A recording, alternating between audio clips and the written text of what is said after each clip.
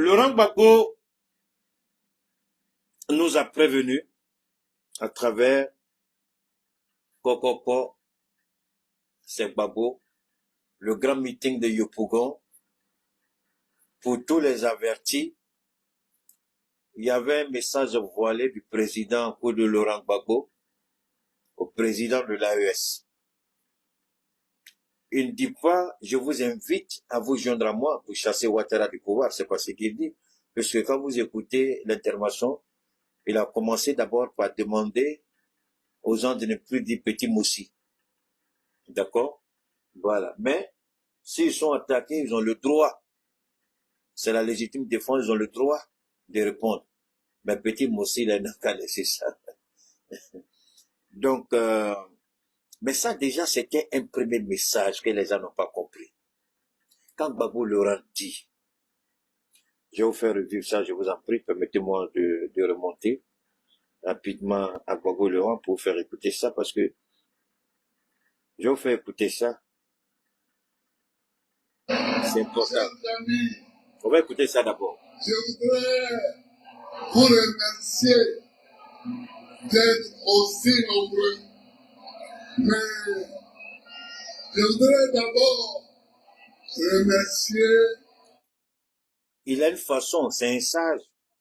Il a 60, c'est combien, 78 ou bien 80 Gbagbo. D'accord? Il dit, mais il a une façon. Et Gbagbo, quand il commence comme ça, il appelle. C'est un appel au président de la. Vous ne pouvez pas comprendre ça. Je sais pas. Je vais vous permettre d'écouter. Parce que même si j'explique comme ça que vous n'écoutez pas ce que Gbagbo a dit, ce sera difficile pour vous de percevoir ce que je vais dire. Je vais vous laisser écouter Gbagbo et ensuite je vais expliquer. Vous allez comprendre tout de suite de quoi il s'agit. Écoutons. Le Front commun, d'abord organisé le week-end passé, une marche gigantesque, une marche extraordinaire. Et vous, je voudrais vous remercier, vous aussi, d'avoir participé à cette marche-là.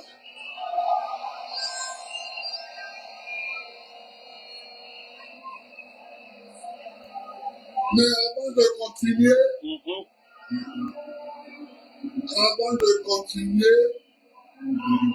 Est-ce que Gbagbo avait besoin de dire ça? C'est vrai, les gens ont dit, on a vu le petit Suleiman, qui a dit, ça a un sens. Pourquoi Gbagbo a dit ça? Pourquoi Gbagbo a dit ça? Il aurait pu le dire pendant son discours. Il aurait pu le dire en milieu de parcours, en cours de route.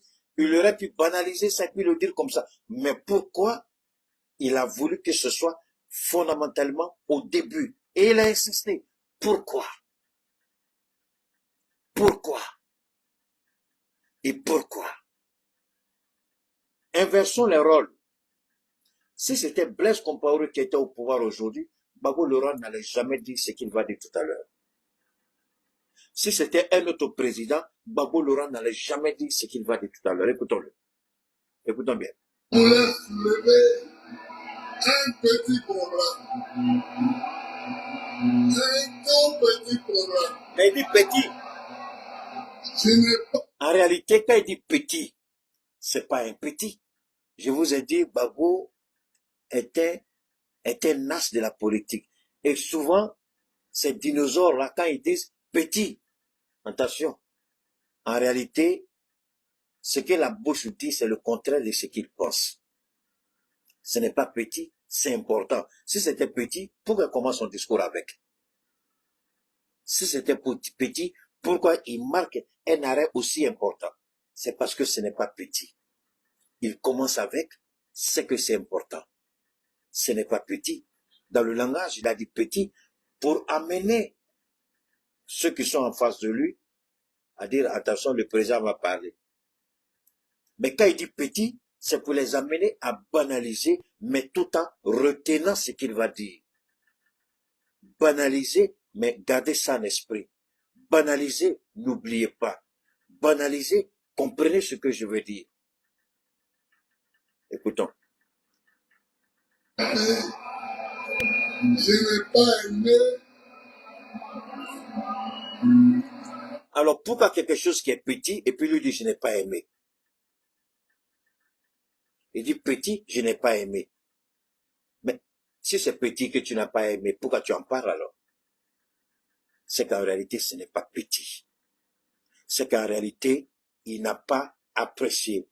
Pour la simple raison que il y a une de ses valeurs à lui qu'il retrouve aujourd'hui dans le Sahel, mais malheureusement, à cause du comportement irresponsable, le criminel qui est au pouvoir, l'amalgame a été faite entre le peuple du Burkina, le Burkinabé et le menteur.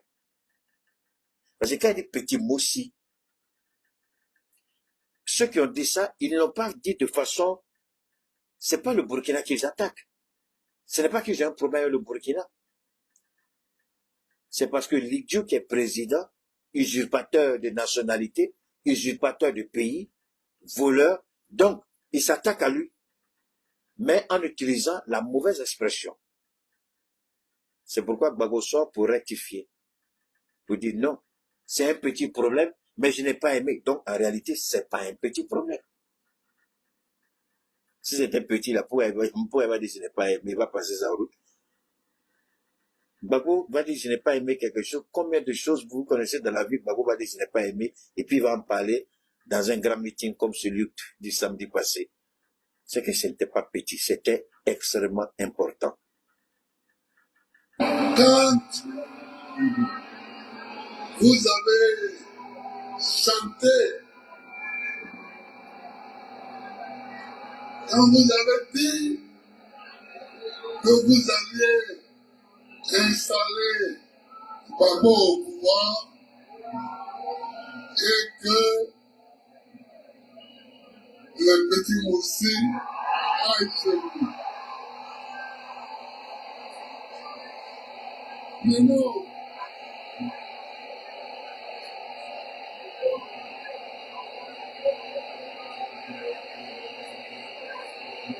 chers amis,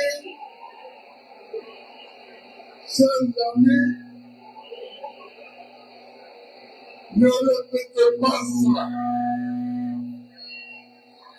Ne répétez plus ça. Pour plusieurs raisons. Le Burkina est un allié du PPAC, qu'on le veuille, qu'on ne le veuille pas. Le Burkina est un allié du Front commun. D'ailleurs, Tidjane Thiam l'a dit dans son entretien avec Alain Foucault. Il fera tout pour harmoniser les relations entre la Côte d'Ivoire et l'AES. Gbagbo a besoin de notre soutien, ne serait-ce que notre soutien moral. Gbagbo a besoin de ça. Quand vous êtes un acteur politique de premier plan, tel que Gbagbo l'aurait dit, et que vous avez 3 pays à vos portes, des pays avec lesquels le président en fonction ne s'entend pas, mais des pays qui incarnent les valeurs que vous défendez, ils deviennent tout de suite vos alliés. Vous n'allez pas vous afficher publiquement avec eux, mais vous travaillez conformément, votre agenda est leur agenda. Parce que quand Assimi Goïta présente les 3 piliers de l'action gouvernementale, soit le respect de la souveraineté, le choix stratégique, la prise en compte des intérêts vitaux, mais c'est la même chose pour l'AES, c'est la même chose pour le président de Laurent Gbagbo. Et d'ailleurs, c'est pour ça que Sarkozy a dit qu'il va le vitrifier. C'est pour ça que le Conseil de sécurité a ordonné, comment on appelle ça, à l'OTAN de bombarder le palais de Gbagbo, et c'est pour ça qu'il allait à la CPI. Mais vu qu'il était dans la vérité a triomphé, il est revenu. Donc quand Laurent Gbagbo dit, ne répétez plus ça, ce n'est pas à cause d'Alassane Ouattara qu'il a lui-même qualifié de menteur. Non. Il a dit Alassane Ouattara est un menteur. Il a dit Alassane Ouattara est le père de la rébellion. Il a dit, il insiste. Donc, ce n'est pas par rapport à Ouattara qu'il a dit, ne répétez plus ça. Mais c'est par rapport à ces alliés-là qui sont le Burkina, le Mali et le Niger. Et par rapport au respect du peuple burkinabé, qui est un peuple intègre, un peuple digne, un peuple je peux dire, un peuple qui incarne certaines valeurs morales. Donc, la question ici, quand Gbagbo met à la première ligne, il demande, ne faites plus ça, ce n'est pas pour Ouattara. Non. Parce qu'aujourd'hui, le peuple ne se trompe pas de combat. Le peuple sait que le Burkina lui-même est la victime de Ouattara. Le peuple sait que le Burkina est la cible de Ouattara. Parce que Ouattara veut déstabiliser. Donc, ce n'est pas par rapport à ça. C'est ton anniversaire aujourd'hui, Clemsia. Ah, d'accord. Donc, joignez-vous à moi pour souhaiter joyeux anniversaire à Clemsia Yao, qui est une de nos fidèles abonnés, qui est avec nous depuis longtemps. On est ensemble, ça fait un beau temps. On va mettre une petite pause pour dire infiniment merci à Clemsia, en te souhaitant longévité, santé, prospérité, réussite, bonheur, élévation et gloire. Que Dieu t'accompagne dans tout ce que tu fais et que Dieu t'assiste du jour au lendemain. Que Dieu soit avec toi à tout temps, en tout lieu, à tout instant. Donc, à toi, Clemsia, bon anniversaire, hein? D'accord? Que Dieu vraiment soit à tes côtés, que Dieu t'accompagne. Donc, ici, là, déjà, sur YouTube, là, c'est gâté. Après, tu peux regarder YouTube, là, c'est gâté. Ce sont les joyeux anniversaires seulement qu'ils envoient. Merci infiniment au gars de YouTube. Merci. D'accord? Clemsia, joyeux anniversaire à toi et tu passes une bonne soirée. D'accord? Merci infiniment à toi, aux enfants, à toute la famille. Donc, comme je disais, pour Gbagbo, c'est pas de Ouattara, mais il s'agit du peuple du Burkina. Il ne voudrait pas que l'amalgame se fasse entre le peuple du Burkina et le criminel qui est en Côte d'Ivoire. D'ailleurs, qui ne reconnaît même pas le Burkina. Qui n'a jamais dit qu'il était Burkina. Qui n'a jamais... Alors, je vais vous amener maintenant. Ça, c'était le point de... Alors, c'est pourquoi je vous ai dit que Gbagbo, dans son discours, nous a fait des petites fleurs. Mais c'était des stratégies. Je vous ai dit que Gbagbo a introduit quelques codes dans son discours qui nous concernent, nous, au sein de l'AES. Voilà un premier code que je vais le déchiffrer pour vous. Mais apparemment, quand vous l'écoutez, mais Keïta, tu dis n'importe quoi, ça n'a rien à voir avec l'AES. Mais quand tu as un esprit fermé, tu n'es pas ouvert, ton intelligence n'est pas à un certain niveau, tu ne peux pas comprendre ces choses-là. Mais Gbagbo Laurent lui-même, il sait très bien. Quand il disait ça, il sait très bien. Il sait très bien. Donc, tout le long de notre truc, on va revenir de temps en temps sur un certain point. Mais avant, je voudrais vous permettre d'écouter ceci. C'est important pour nous tous. C'est fondamental et c'est important. Écoutons ça. Tout de suite entendu, il y a le général Abbas Dambélé. L'homme que vous allez entendre parler, il s'appelle Maliki Konaté, un pseudo-journaliste. Il prétend être journaliste. Mais moi, j'ai un problème avec ceux qui prétendent utiliser la langue de Molière. J'ai un problème avec ceux qui prétendent se donner des titres avec des diplômes. Surtout quand vous allez sur la télé Sud ou bien Global Sud, la même là. Et alors, il y a tellement de docteurs, de pitié. Mais quand ils ouvrent la bouche et puis ils commencent à parler, automatiquement, Keïta, il éteint et puis il va sur autre chose. Le français, mon ami Joe, si je change que tu n'es pas d'accord, tu t'en vas. Tu ne payes rien ici. Tu viens prendre for free. Tu viens, on te donne cadeau. Tu n'es pas d'accord, il faut aller. Personne n'impose un agenda à Keïta. Je change quand je veux et comme je veux. C'est comme ça que Keïta a bâti sa notoriété. Ça te pose un problème, tu dégages. Tu n'es pas obligé d'être là. Donc je continue. Tu changes de topic. Si comme toi et moi on doit s'asseoir, est-ce que tu es mon directeur de programme? Tu n'es pas mon directeur de programme. Et puis je te rends compte pourquoi. Alors donc, j'aime pas ça du tout. Tu me diminues ça là-bas. Tu me diminues. Bon, sors avec. Si tu pas diminuer, tu sors avec. Donc,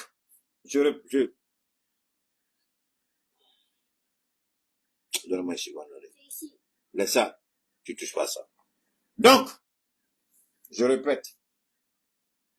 Quand quelqu'un se donne des titres, quand il se donne une importance, une valeur, avec des diplômes, j'ai aucun problème avec ça. Alors, ce que je fais, je m'assois et puis j'écoute la personne. Je m'assois et je prête une oreille attentive.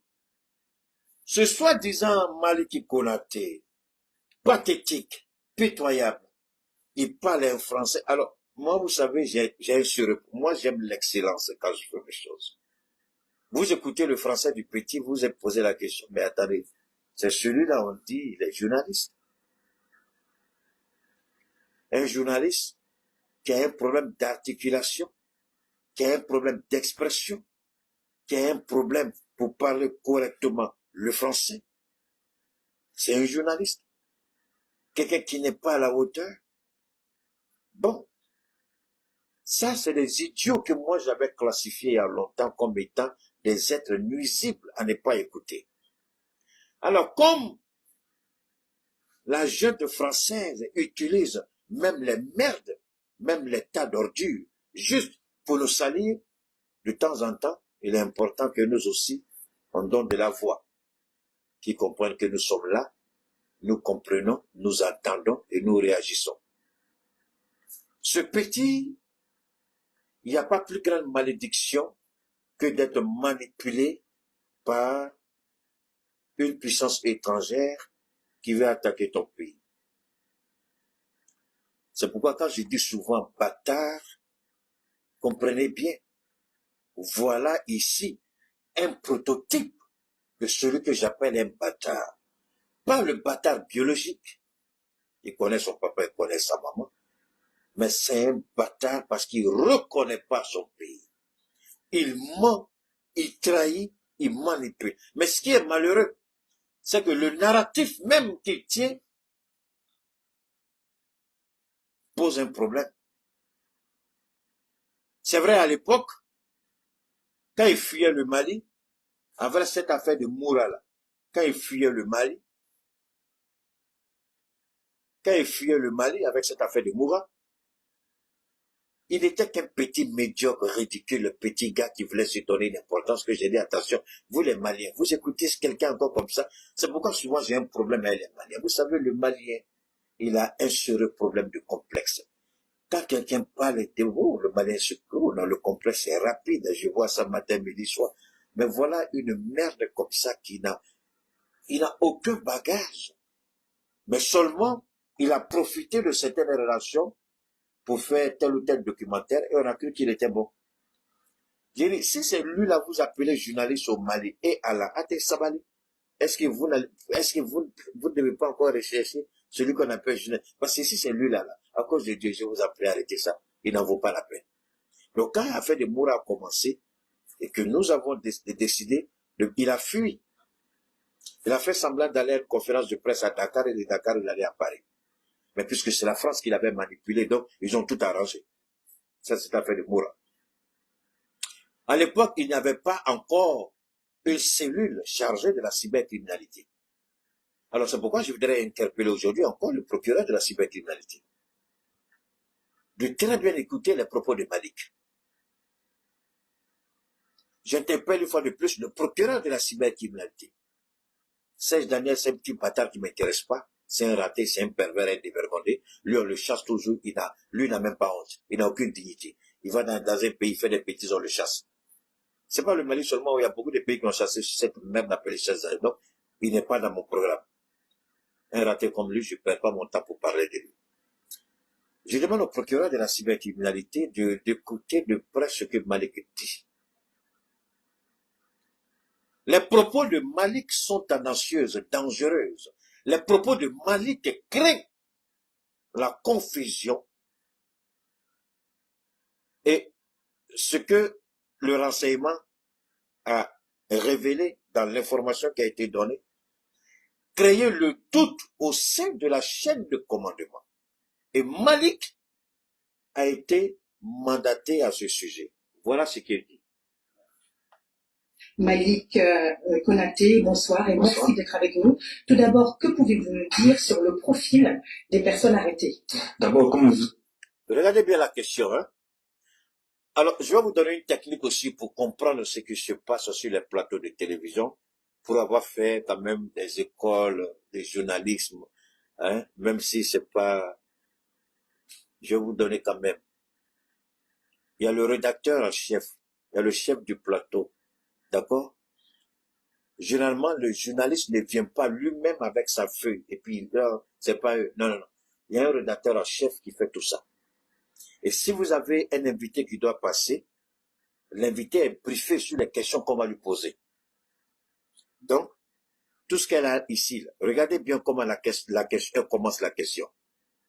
Regardez bien. Et c'est une façon orientée et délibérée de d'écorcher la vérité. Quand elle commence par, qu'est-ce que vous pouvez dire sur les personnes interpellées?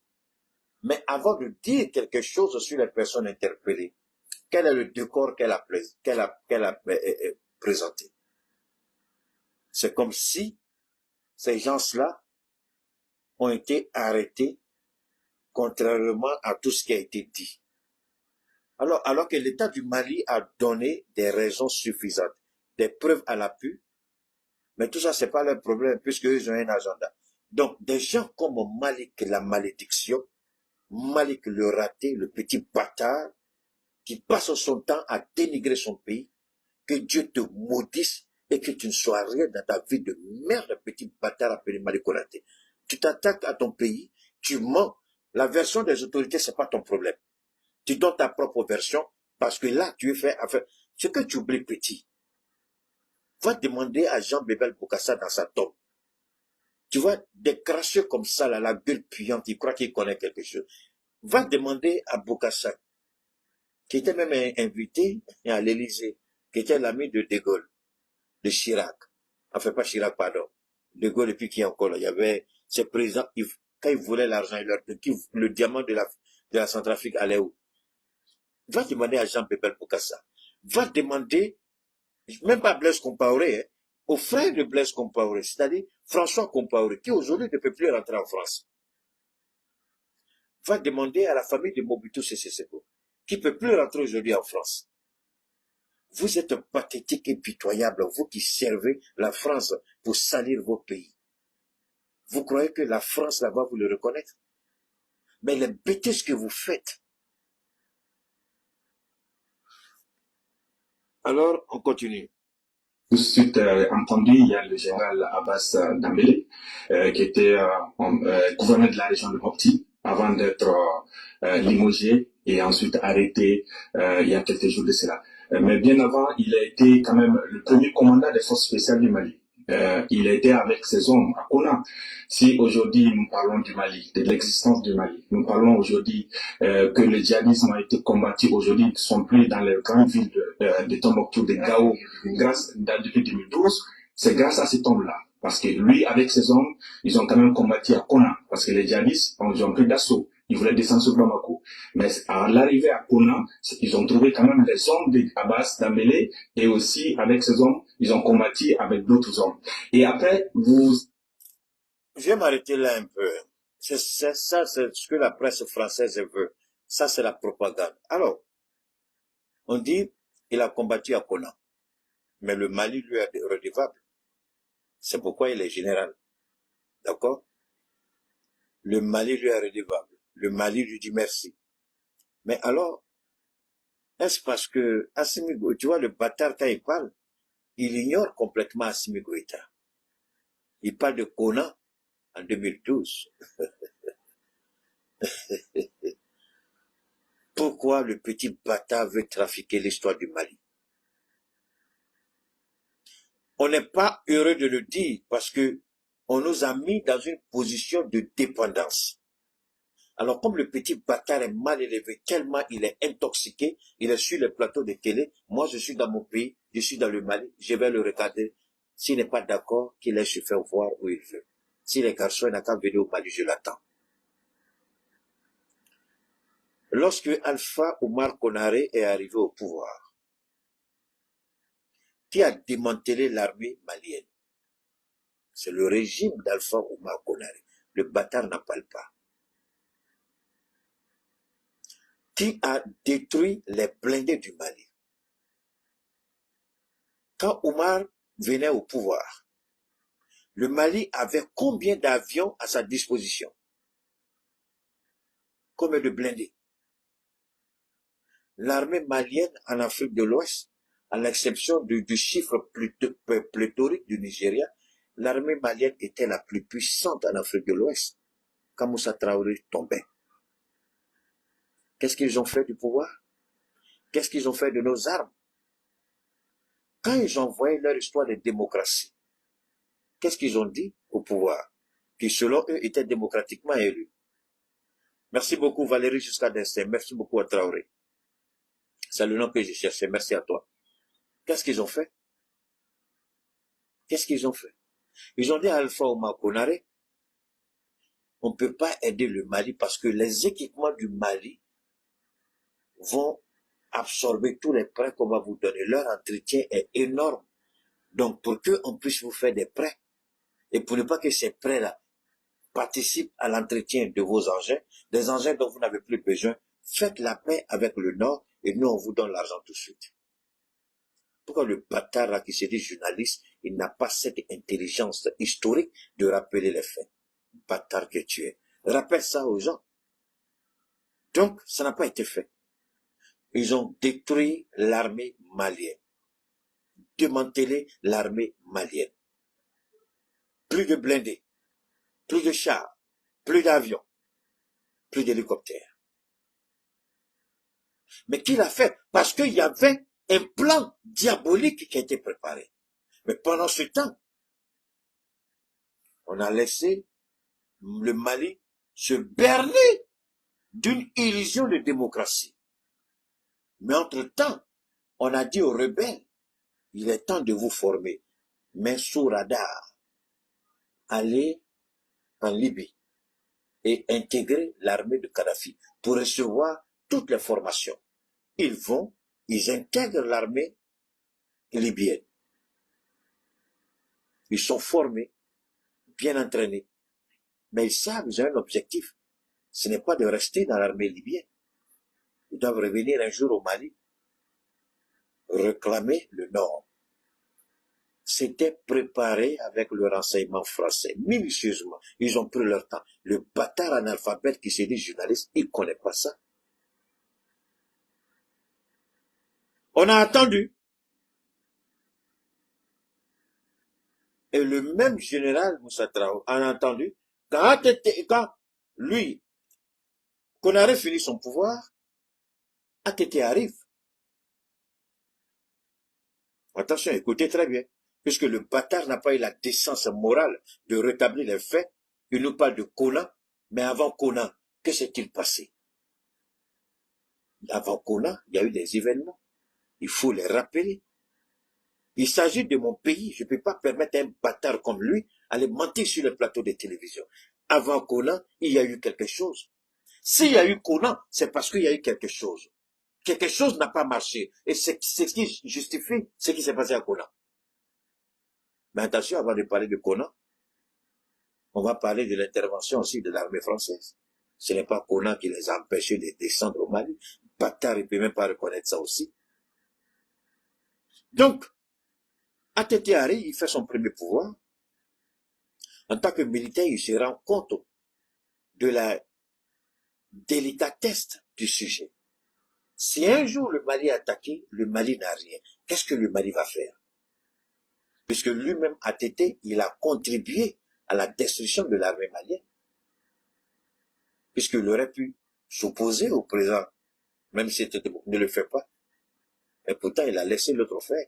Pendant ce temps, ATT, les Nations Unies l'utilisaient à travers le monde pour aller parler par-ci. Il était appelé partout. Il était l'homme exceptionnel, l'homme providentiel. Il allait dans les conférences de presse, il allait régler par-ci, il était tellement hors du Mali qu'il n'avait même pas le contrôle sur le Mali lui-même. Donc, il y revient, il est élu président, il fait son premier mandat, et le deuxième mandat, en tant que militaire, à la fin de son régime, il se rend compte que s'il part sans réformer l'armée, il aura failli à sa mission. Et ATT discrètement commence à acheter des armes avec la Libye. Et le renseignement français apprend ça. Ils n'ont rien dit à ATT. Ils l'ont menacé et ATT dit s'en fout, il ne lui reste que quelques mois pour quitter le pouvoir. Mais avant d'en arriver là, quand ils ont su qu'ATT a commencé à acheter des armes dans le dos de la France, et que Laurent Gbagbo, le même Sarkozy qui a attaqué le Mali, c'est le même Sarkozy qui a dit à Laurent Gbagbo, je vais te vitrifier. C'est pourquoi je vous ai dit, quand Laurent Gbagbo a parlé, je vous en prie, Gbagbo sait de quoi. Parce que l'histoire de Laurent Gbagbo est intimement liée à celle du Mali. Gbagbo, en 2011, le Mali, en 2012, le même président, la même stratégie. Tout est lié. Le bâtard ne peut pas le dire avec sa gueule puante, maudit Maliki Konaté. Donc, en 2011, Sarkozy règle le cas de Gbagbo Laurent et de Kadhafi. Mais entre-temps, la DGSE telle que nous l'avons appréhendée ici, ils étaient sur le terrain, en Libye, en Algérie et au Mali. Ils coordonnent avec les services algériens, laissez les gens passer. Parce que le Mali ne fait pas frontière directe avec la Libye, mais avec l'Algérie. Donc, la Libye utilise et le Niger et l'Algérie. Ils rentrent au Mali. Mais c'est surtout l'Algérie qui a été utilisée. Comment ils ont pu traverser la frontière algérienne avec toutes ces armes? Le bâtard ne peut pas dire, quand il parle de terrorisme, les terroristes sont quittés où pour arriver au Mali? Bâtard que tu es, Maliki Konaté. Les terroristes sont quittés où pour venir au Mali? Tu nous parles de Kona, imbécile. Tu veux nous parler de la situation du général, je suis d'accord. Mais tu ne peux pas nous trafiquer l'histoire ici. Tu ne peux pas nous trafiquer l'histoire. Nous connaissons cette histoire. Les terroristes sont quittés où? On parlait d'abord de rebelles, de rébellion. Mais les terroristes sont venus d'où? Les terroristes sont venus de la Libye. Mais qui a guidé les terroristes vers le Mali? Ce sont les rebelles et c'est la France.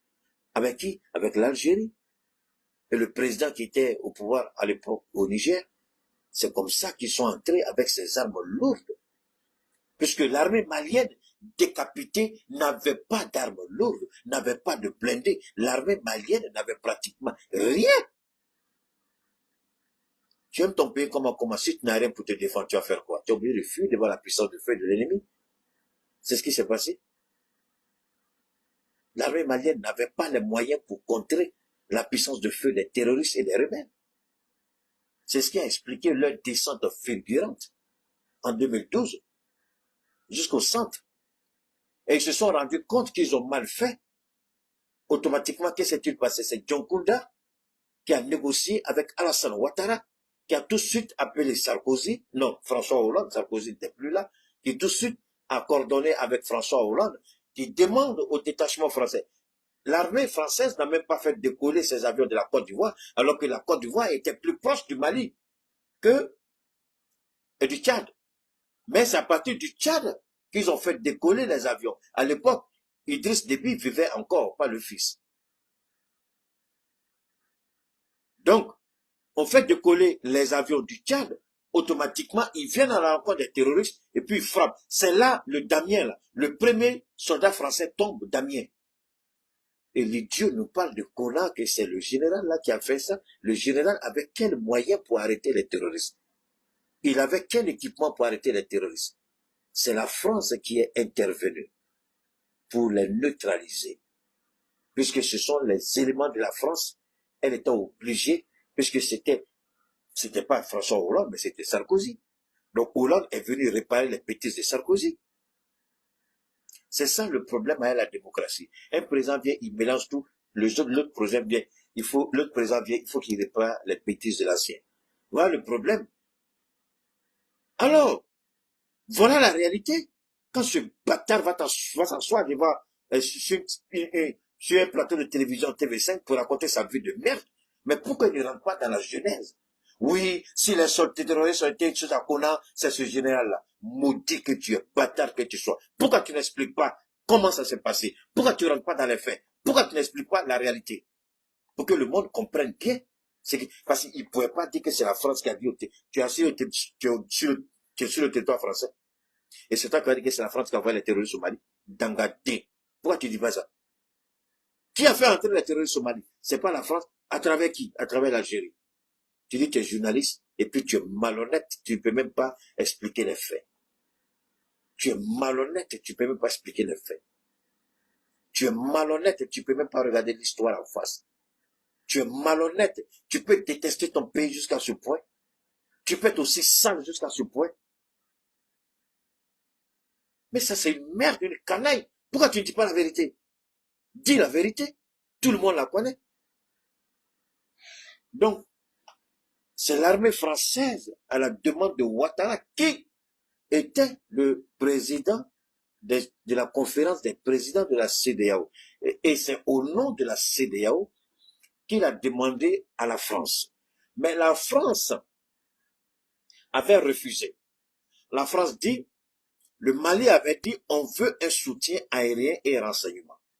La France dit pas seulement ça, mais nous, on veut avoir ce qu'on appelle le boot on the ground. C'est-à-dire, on veut avoir des soldats sur le terrain. Parce que la France avait préparé ce jour-là. Elle ne voulait pas seulement venir apporter un soutien aérien et renseignement et puis partir. Elle voulait être là. Et c'est ce qu'elle a obtenu. Et Ouattara a obligé Diongoula à accepter la proposition de la France. Mais cette proposition même a été, c'est-à-dire que le Mali, il n'y avait même pas le dossier qui a été signé entre l'État du Mali et la France n'existe même pas dans les archives au Mali. Est-ce que vous pouvez imaginer ça? Le dossier a disparu. Et c'est à l'arrivée d'Assimi Goïta qu'on allait retrouver le dossier qui a été signé entre le Mali et la France. On allait retrouver ça sur le site du ministère des Affaires étrangères et sur le site du ministère de la Défense de la France. Le Mali même qui est concerné, il n'y a pas d'archives sur ça, mais c'est là-bas qu'ils sont allés retrouver ça. Wow. Donc, ça c'était la première mise au point que je voulais apporter dans mon comme rectification. Tu veux attaquer le Mali? Petit, il faut retourner encore à l'école. Parce que ton français même, tu parles là, tu me fais pitié. Le français même est pathétique. L'articulation, l'utilisation, c'est pathétique. Mais comme la France veut nous salir, elle va t'inviter sur son plateau pour aller dire des bêtises sur nous. On va continuer à écouter la bêtise. Et puis encore, Néma Sangara, c'est quand même on peut même dire comme ça, la plus haut gradée de femme de militaire malien. Elle était aussi à l'avant-garde de la lutte contre le terrorisme à l'époque. Quand Tombouctou, Gao et Kidal étaient occupés, elle a été jusqu'au fond avec Abbas Dambélé, avec Djidako, jusqu'à Gao. Mais non, c'est bien de rappeler ces faits-là, hein, c'est bien. Mais quand tu es militaire, là, ce n'est pas pour ça que tu as signé. Donc, est-ce que ça, c'est quelque chose d'exceptionnel qu'on leur a demandé? Tu es un soldat, c'est pour ça que tu as signé. Moi, je décide d'investir mon argent pour aider la transition. Mais c'est un choix que j'ai fait. C'est beaucoup d'argent dans le choix que j'ai fait. Parce que ne serait-ce que les groupes qui travaillent là, qui font l'alternance l'un et l'autre, c'est l'argent. Je peux juste me contenter d'un petit groupe et puis la famille, ça va, j'ai pas besoin de choses. Mais quand tu vas dépenser, c'est un choix.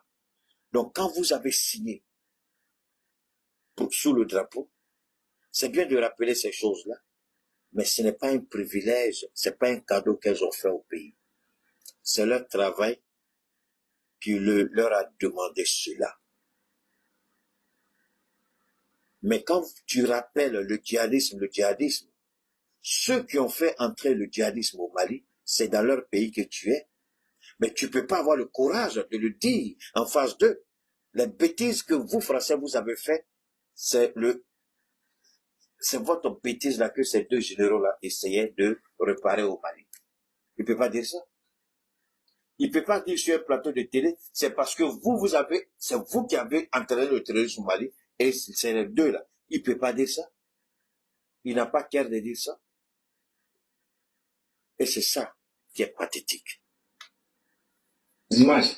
Et ensuite aussi, vous avez le lieutenant-colonel Baba Dambélé. Baba Dambélé, c'est un commandant parachutiste de Bleu Rouge. Donc, vous entendez, regardez bien ce qu'il fait ici. Regardez bien la manipulation. Regardez bien ce qu'il fait. C'est lui qu'on a trouvé. C'est le spécialiste des forces armées. Mais attendez. Dans le journalisme, il y a des rubriques. Il y a par exemple un journaliste en économie, un journaliste en politique, un journaliste pour la défense, c'est-à-dire les militaires. Mais vous entendez le monsieur parler, vous avez l'impression que sa spécialisation ou sa spécialité journalistique, c'est l'armée. Mais alors que c'est fou. Alors que c'est fou. Vous l'entendez parler, mais évidemment, c'est un dossier qu'on a préparé pour lui donner, pour aller lire. C'est facile. Il n'est pas journaliste sur l'armée. C'est pas ça sa formation. C'est pas moi qui détermine ça, je vous en prie. C'est les blancs là même qui disent ça, votre spécialité. Mais lui on l'appelle, mais sa spécialité c'est quoi? Lui on le connaît en tant qu'homme de reportage. Bon, maintenant, il parle de tout ce qui a été interpellé. C'est comme si on est tombé sur eux. C'est comme si ils n'ont rien fait. C'est comme si il y a eu une erreur. C'est comme si. Mais alors que, après que le communiqué ait été lu, il y a eu une autre, je dirais pas un autre communiqué, mais il y a eu une autre note d'information pour compléter le communiqué. La note d'information a dit quoi? La note d'information a parlé de l'agent de la DGSE qui était pisté par... Oh, je vais m'arrêter là. Les gens de Mali Vision, là. Je crois que c'est Mali Vision. Vous qui prenez mes vidéos, là. Si vous avez un problème pour écrire correctement les titres, et puis vous voulez que les gens aillent regarder, là. Parce que Mali Vision, quand les gens finissent de regarder Keïta, là, c'est vrai, vous ne faites plus d'audience.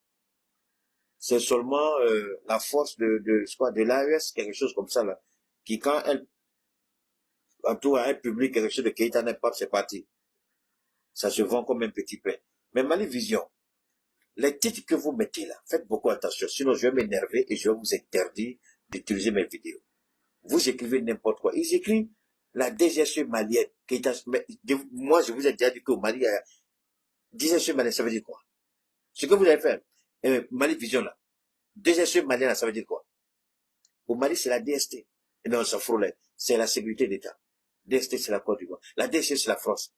Alors, vous faites l'amalgame, vous écrivez n'importe quoi. Si vous ne comprenez pas français, je vais vous dire une chose. Arrêtez de mettre des titres stupides ou bien contactez-moi pour voir ce que vous allez écrire. Parce qu'il y a des gens qui me contactent, je leur dis allez-y. Vous ne me contactez pas. Vous vous permettez à couper mes vidéos. Je vous avais prévenu une fois. Si vous ne pouvez pas laisser mes vidéos parce que la force qu'on appelle de l'AES, il laisse tout, même mes promotions sont dedans. Vous arrangez, vous coupez mes promotions, vous coupez les 20 minutes, 30 minutes, vous publiez.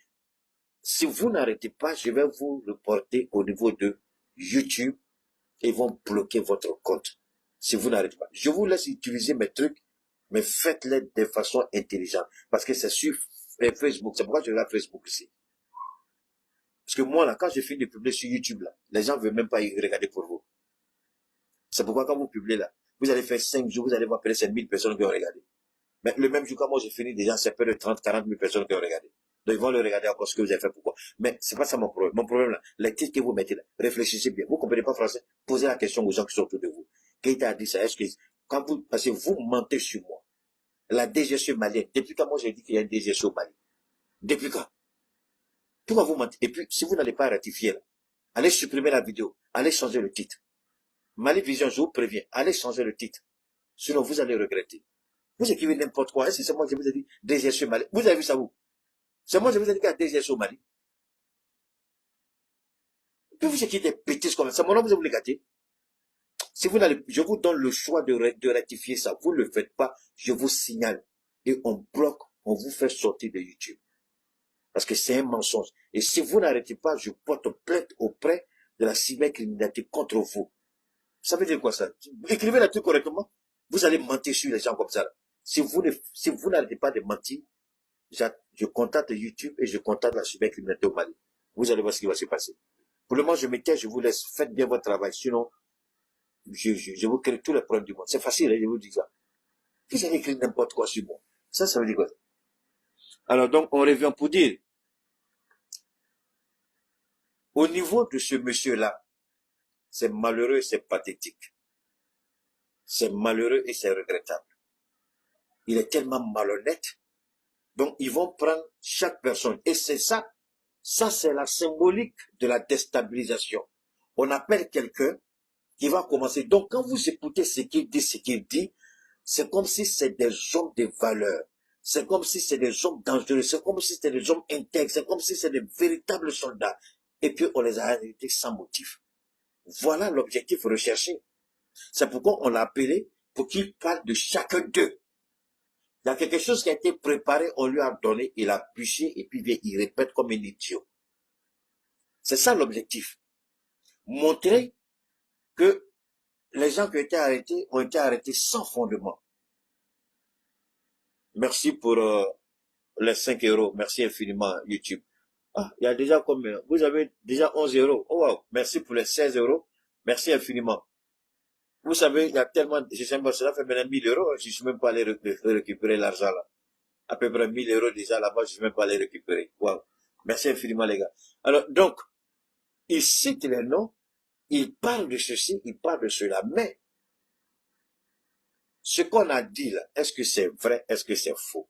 Maintenant, ici, l'objectif c'est de jeter le discrédit sur le communiqué du gouvernement. C'est pourquoi j'interpelle encore le procureur de la cybercriminalité contre Malik. Qu'une instruction, je ne sais pas comment ils vont appeler ça, mais même si c'est 1000 ans que Malik rentre au Mali, qu'il trouve cette plainte-là devant lui et qui se justifie. Voilà, il va se justifier. Parce que là, c'est comme si le communiqué de l'État du Mali était un faux communiqué. On a menti. Lui, il détient la vérité, il contredit l'État du Mali. Bon, s'il a toutes les vérités, monsieur le procureur, on vous demande d'instruire une action contre lui et qu'il apporte la preuve que ce qu'il dit, tout est vrai. À moins qu'il décide de mourir en France, ça c'est son choix. Mais sinon, le jour qui va rentrer, c'est à l'aéroport, mais on va t'accueillir. Ça va être justifié. On va continuer d'écouter. Elle était aussi à Tessit, jusqu'à Anéfis. Et lui et ses hommes aussi ont tenu tête aux djihadistes dans la zone de Tessit jusqu'à Anéfis, dans la région de Tombouctou, dans la région de Gao. Et ensuite, Le même monsieur qui parle là, c'est le même monsieur qui a avec la complicité de, je sais pas, c'est quel Mourala. D'abord, avec Amnesty International, Human Rights Watch, ce n'est pas tout. Il y a une chaîne, j'oublie le nom de la chaîne de télévision française. C'est lui-là qui a attaqué l'armée malienne. C'est lui-là qui a attaqué. Alors, moi, je suis étonné aujourd'hui. Quelqu'un qui hier présentait l'armée malienne comme l'armée qui ciblait une catégorie de la population malienne. Quelqu'un qui ciblait l'armée malienne comme une armée qui attaquait uniquement les peuples. Voilà quelqu'un qui hier, curieusement, était avec encore le maître colon, était avec Amnesty International, Human Rights Watch, et disait que l'armée malienne, c'est pas les terroristes qu'on recherchait, mais c'était les populations. Merci beaucoup, BFM TV. C'est le même Maliki Konaté qui a fait un travail avec BFM TV. Et c'est le même qui a dit que l'armée malienne persécutait les civils. Aujourd'hui, c'est lui qui présente pas cette armée. Attention, faites attention. Parce que il y a une Russe qui est là. J'ai dit mal qui bâtard 1000 fois. Tu es trop petit dans ce jeu-là. Même ceux qui t'ont envoyé sont trop petits dans ce jeu. Malik ne parle pas ici des performances de l'armée malienne. Écoutez très bien, je vous en prie. Malik ici ne fait pas écho de la puissance de feu de l'armée malienne. Mais il présente des individus comme étant des particularités au sein de l'armée malienne. Malik, il est blacoro, il est long. Moi là, je peux t'enseigner. Mi blacoro, c'est tout comme kikala. Écoutez bien. Et là, à travers ses propos, il est en train de haranguer, en français on dit haranguer, c'est-à-dire il met la pression sur les hommes de ces gens-là. Vous acceptez ça? C'est vous qui avez payé le prix fort? Vous étiez avec votre chose? Voilà, c'est... Donc, c'est un matraquage psychologique sur les hommes de ces gens-là. Et ce que le communiqué a dit, créer le doute dans la chaîne de commandement, voilà ça. Il est trop petit. Il est trop gamin. Dans la denne, il faut attendre ça, t'es fait. Moi, il faut attaquer dans la denne. Il te le là, il te fait. Mais il trouvera des gens comme nous.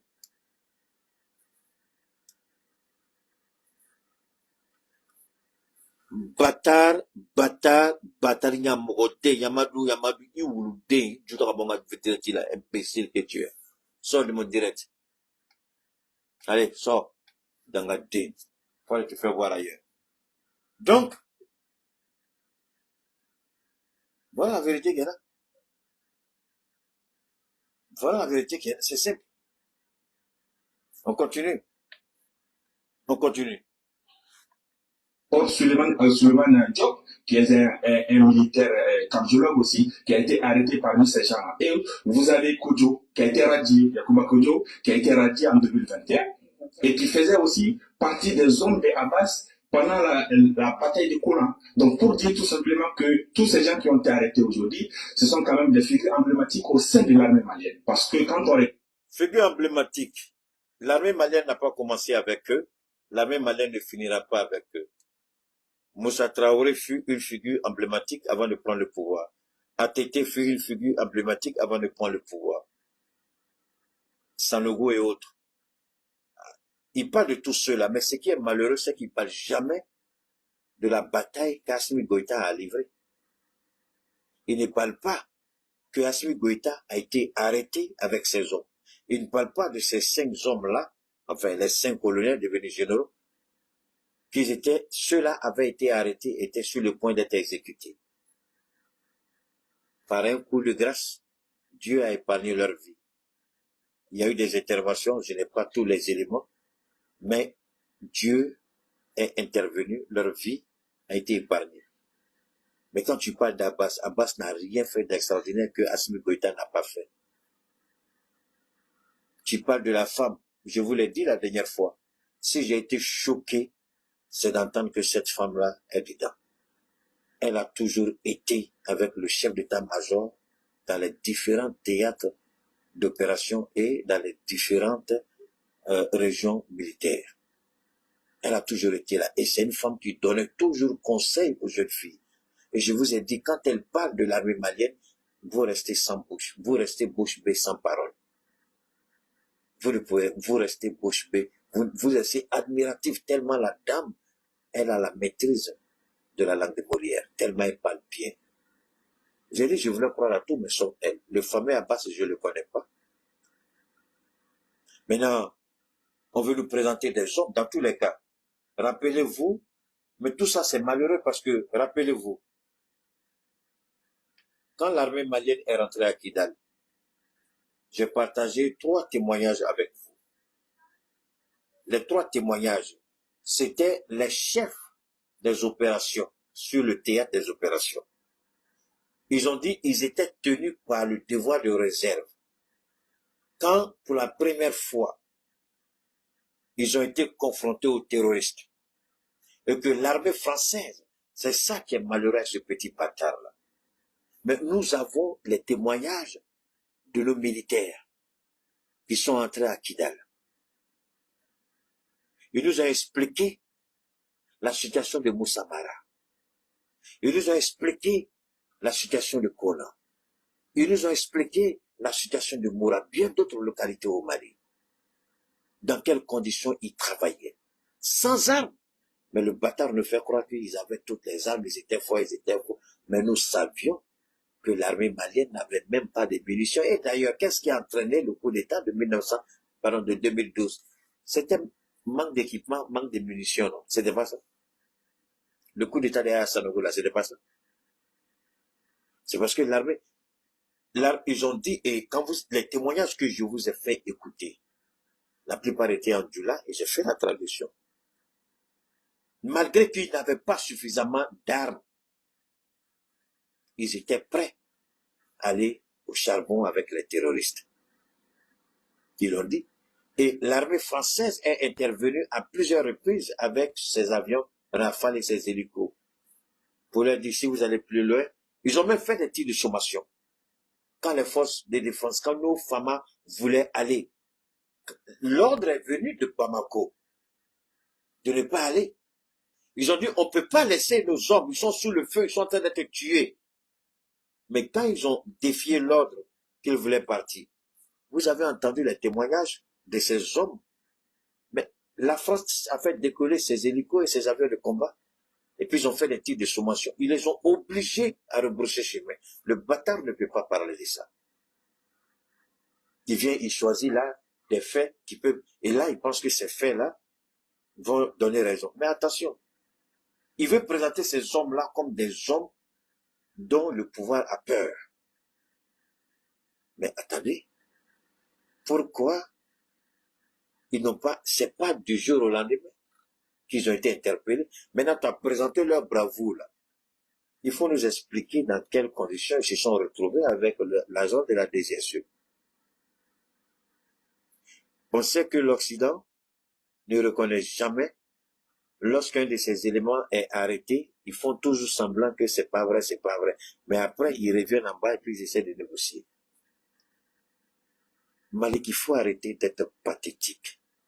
Il faut arrêter de faire pitié parce que à t'écouter, ça ne fait même pas honneur aux journalistes parce que ça, c'est la malhonnêteté même qui est là. Mais on ne peut pas trahir son pays jusqu'à un certain niveau. On peut faire des remarques. Moi, j'ai toujours dit, si vous croyez que Assimi ne commet pas d'erreur, c'est que vous n'avez rien compris. Il commet des erreurs, mais il y a une façon de le dire, il y a une façon de le faire. Maintenant, quand toi tu viens et puis tu présentes les gens comme ça, avec ton visage plat, idiot, français même, tu ne sais même pas bien parler. Tu dis, et puis c'est toi comme ça, là, on dit, il n'a qu'à venir parler de ce qui s'est passé. On va l'écouter une dernière fois et puis on continue avec le Pagoli. Parce d'armée de l'armée de terre et avec la force spéciale, on a Nema Sagara, elle fait partie aussi de l'armée de l'air, on a Madame Mélé qui est commando parachutiste. Oui. Donc des hauts gradés, pourquoi à votre avis impliquer des hauts gradés de cette manière? Moi je pense que c'est une façon de masquer en quelque sorte ceux qui sont au pouvoir aujourd'hui, leur échec face aux terroristes, malgré le soutien de la Russie aujourd'hui. Donc vous avez quand même suivi un peu l'historique de tout ce qui a été passé au Mali de 2000. Vous comprenez maintenant, vous avez compris, vous commencez à tout comprendre. Ouais, je comprends, je vais pas tout dire.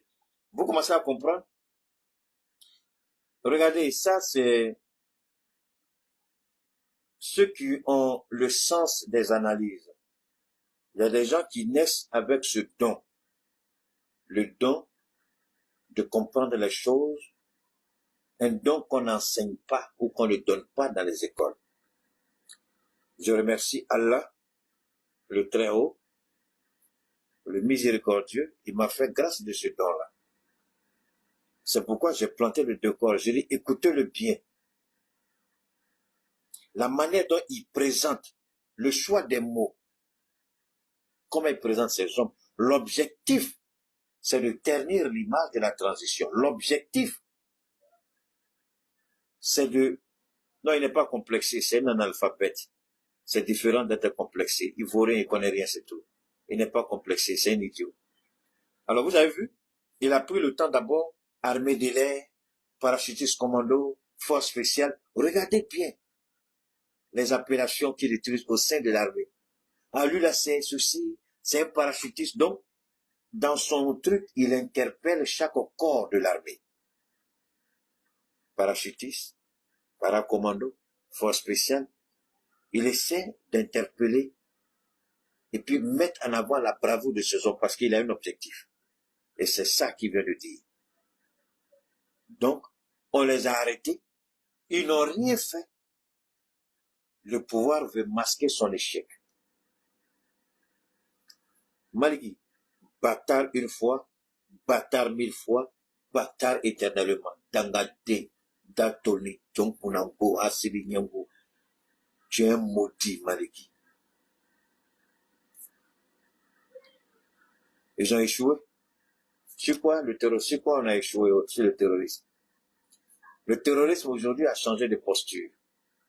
Pour la première fois dans l'histoire de la lutte contre le terrorisme, avant, ce sont les forces armées qui comme l'Iran l'a fait avec Israël, ils ont gonflé des avions et puis ils ont mis sur les pistes. Ils sont venus, ils ont détruit ces avions-là, les avions gonflables, croyant que ce sont des avions iraniens. Souvent, ce sont les forces armées, ils font ça comme un leurre pour tromper l'ennemi, qui va utiliser ces munitions juste sur du plastique. Pour la première fois dans la lutte contre le terrorisme, les terroristes ont utilisé la même stratégie qu'une armée irrégulière, c'est-à-dire ils ont eu accès à des 4x4 gonflables qu'ils gonflaient et puis ils positionnent comme ce sont les 4x4 des terroristes. Vous avez vu le Mali, vous avez vu la vidéo tout de même, non? Si le Mali n'a pas réussi sa lutte contre le terrorisme, pourquoi le terrorisme viendrait à une approche aussi stratégique? C'est parce que c'est compliqué pour les terroristes. Donc, ils utilisent des véhicules 4x4 gonflables dans l'intention de tromper l'armée de l'air du Mali. On n'a pas seulement que des jets de combat, des aéronefs de combat, on a aussi des drones de surveillance, des drones de combat. Si nous avions échoué, pourquoi les terroristes ont quitté le nord pour aller se concentrer à Tizawanten et former un front avec les soi-disant rebelles? Pourquoi les terroristes, comme par le passé, qui attaquaient les camps, maintenant ne font plus ça? Mais qu'est-ce qu'ils font? Ils viennent attaquer les villes, ils viennent attaquer les entreprises, ils créent le chaos et puis ils fuient. Est-ce que le terrorisme n'a pas changé de stratégie face à la puissance de feu? Il dit on n'a pas atteint nos objectifs. C'est pourquoi je demande une fois de plus au procureur de la cybercriminalité de regarder de près cette bataille, ce bâtard-là, cette vermine, je veux dire, appelée Malick Konaté. Que le procureur regarde de près, même pas regarde de près. En tout cas, on lui demande de faire ce qu'il y a à lui de faire par rapport à Malick, c'est tout. Mais alors, si les terroristes étaient aussi bons, on allait le savoir, non? Mais les multiples tentatives de... Donc, pour eux, il n'y a pas de tentative de déstabilisation. Pourtant, on a saisi... Combien de remorques avons-nous saisi d'engins roulants au Mali et au Burkina? Combien de remorques avons-nous saisi? Combien de bases terroristes avons-nous détruites? Combien de terroristes déposent les armes et se rendent? Combien de chefs terroristes on a un bâtard comme ça là? Est-ce qu'on n'a pas neutralisé le plus grand terroriste que les États-Unis recherchaient à 5 millions de dollars? J'oublie le nom du gars. Il n'a pas été neutralisé ici au Mali? À 5 millions de dollars? Sa tête a été mise à prix 5 millions de dollars. On a liquidé le monsieur ici. Il n'est pas le seul. Aujourd'hui, quand vous prenez le long du fleuve, le long du fleuve Tchad, le lac Tchad, le long du fleuve, pardon, le lac Tchad, jusqu'au Nigeria, qui aujourd'hui fournit les terroristes? C'est Boko Haram. Qui achète les terroristes avec Boko Haram? C'est la légion étrangère de l'armée française qui les met à la disposition ensuite des groupes terroristes qui arment, renseignent, équipent, payent et les orientent dans nos pays. Comment on peut trahir son pays jusqu'à ce point? Aller s'asseoir sur des plateaux de télé et mentir contre sa propre nation. Il y a des invitations qu'on peut poliment décliner. Si vous voyez que le gars, il sort sa tête, il fait ces bêtises-là, c'est parce qu'il croit toujours que le pouvoir là va tomber et lui, il va rentrer triomphant.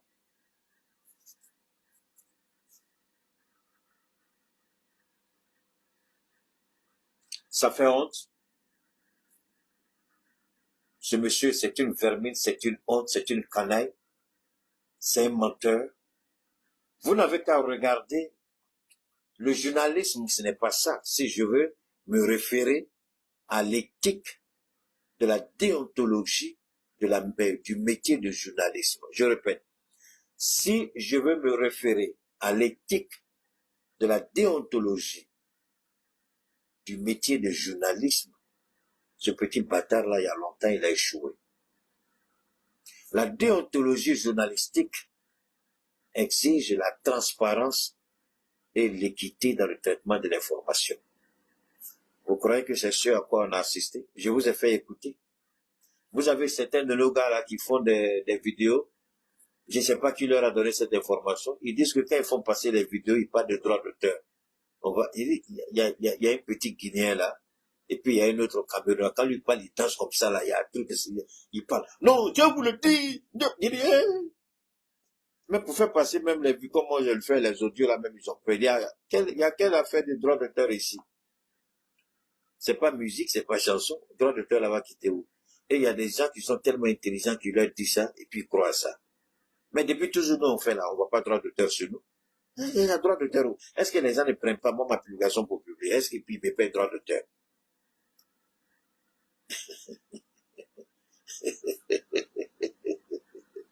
Alors, la déontologie journalistique repose sur la moralité, la probité et l'impartialité dans le traitement de l'information. Le bâtard là, est-ce que c'est ce à quoi on a assisté? Non. Nous, on sera là pour leur dire ce que vous faites est faux. Vous êtes dans le faux, vous êtes dans le mensonge. Il n'est pas dans la vérité, c'est un menteur. Je suis sûr que il y a beaucoup de militaires, officiers, sous-officiers, soldats dehors, beaucoup qui voudraient recadrer ce petit bâtard-là à cause du mensonge. Parce que ce qu'il dit, et Dieu merci, c'est dangereux et c'est tendancieux. Dangereux parce que ça ne repose sur rien. Il fait de la spéculation, il ramasse les faits par-ci par-là, les actes de bravoure par-ci par-là, les combats par-ci par-là, il essaie de les arranger dans un canevas, et puis il essaie de leur donner une forme, en faisant croire que c'est à cause de leur courage. Mais attention, il n'a qu'à nous donner la liste de tous les officiers de l'armée du Mali qui ont participé au combat contre le terrorisme. Et puis il n'a qu'à faire la même lecture sur chaque personne. Il va se rendre compte que ce sont des centaines d'officiers et de sous-officiers qui servent dans l'armée malienne. Et qu'il y en a qui ont fait mieux que ce qu'il dit. La question n'est pas de dire qu'ils ont combattu le terrorisme. La question est de savoir, et d'ailleurs vous avez tous entendu le communiqué, Abbas était considéré comme arrêté par ceux-là, alors qu'en ce moment il n'avait pas encore été arrêté. On disait qu'il avait été arrêté, mais alors qu'il n'avait pas encore été arrêté. Mais, soyons sérieux, qu'est-ce que le monsieur a fait? Est-ce qu'il est le seul général? Non. Alors, c'est quoi? Ça, c'est pas bon. Si vous voulez parler des cas d'arrestation, même si vous êtes exilé chez les gens, donnez des informations que même vos détracteurs auront du mal à contester. Donnez des informations, même ceux qui ne sont pas d'accord avec vous auront du mal à renier, à remettre en cause. Donnez des informations qui peuvent vous faire grandir et faire grandir votre pays. Ça sert à quoi? C'est un moment qui a parlé du 4e mandat, imbécile. Alors, ça sert à quoi de faire ça? Ça sert à quoi? Ça sert à quoi? Une chose est certaine, ils ont commis un crime, ils se sont alliés à une puissance étrangère pour déstabiliser le Mali. Le communiqué est clair, les enquêtes se poursuivent. Certainement, il y aura d'autres interpellations. S'ils n'ont rien à se reprocher, ils seront libérés. S'ils ont quelque chose à se reprocher, ils vont se justifier. C'est tout. Maintenant, que cette merde de Malik sorte pour raconter sa petite vie de merde, au moins c'est s'il était dans le vrai. J'aurais pu dire, je ne suis pas d'accord avec toi, mais là, ici, vraiment, tu es dans le vrai. J'aurais pu dire ça, mais qu'est-ce qu'on peut dire ici, sur quelqu'un comme ça? Le temps est déjà beaucoup avancé. Ce qu'on va faire, on va remettre ça, par la grâce de Dieu, on va revenir après sur le discours du président. Il est déjà 1h30, je vais pas vous maintenir encore plus longtemps. On va conclure aujourd'hui sur ces dernières notes. Faites beaucoup attention à ce que vous allez écouter, à ce que vous allez regarder sur les réseaux, c'est important. Quelqu'un comme Malik Konaté, c'est une menace pour la stabilité et la sérénité dans ce pays. Il n'a rien dit de vrai, puisque c'est le même gars qui hier vilipendait, accusait l'armée malienne de persécution contre les populations civiles, et aujourd'hui c'est lui qui vient choisir des chefs selon un narratif bien précis et vante leur mérite, quand lui-même hier il accusait cette même armée. Donc faisons beaucoup attention à ce que nous allons écouter, ce que nous allons voir. Et Malik fait partie des personnes dangereuses. Je réitère encore mon appel à l'endroit du procureur de la cybercriminalité, qu'il regarde de près Malik, parce qu'il y a trop d'éléments de Malik qui, à mon niveau, méritent vraiment une attention particulière de la cybercriminalité. On garde le contact. À très bientôt, Inch'Allah. Merci infiniment.